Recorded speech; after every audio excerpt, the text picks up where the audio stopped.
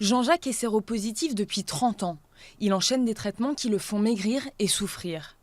Pour soulager ses douleurs et retrouver un peu d'appétit, il refuse de prendre encore plus de médicaments et choisit une méthode moins chimique, mais illégale. Si avec l'accord de mon médecin, on estime que fumer du cannabis me porte moins préjudice que prendre tous ces médicaments qui me mettent... Parce que si c'est pour vivre et rester comme un légume, ça ne m'intéresse pas. Le cannabis, je veux dire, m'a pas empêché d'écrire un livre. Le cannabis ne m'empêche pas d'aller répondre à du travail quand on m'en propose. Déjà mis en garde à vue une fois pour détention de cannabis, Jean-Jacques souhaiterait pouvoir se soigner légalement.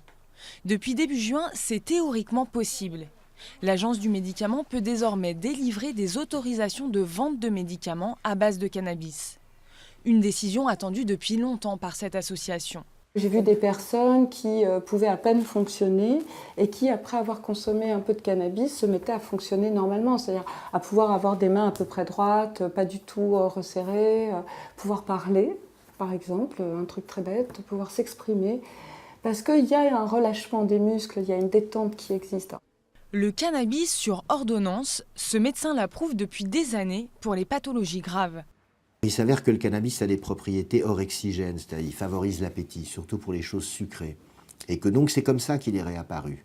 Il est réapparu comme orexigène parce que des anorexigènes, on en a plein. Toutes les amphétamines, tous les stimulants, etc. coupent la faim. En revanche, des substances qui stimulent la faim, il n'y en a pas tellement. Certains malades se procurent déjà des médicaments à base de cannabis en vente à l'étranger.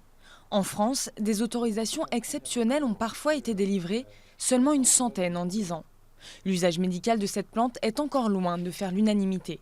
Le rapport bénéfice-risque qui qualifie les médicaments pour le cannabis est tel que les bénéfices sont d'une grande modestie et que les risques, eux, sont considérables.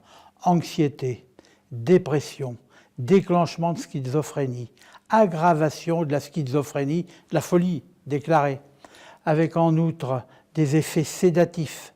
Le premier médicament au cannabis qui pourrait être commercialisé serait un spray pour les patients atteints de sclérose en plaques.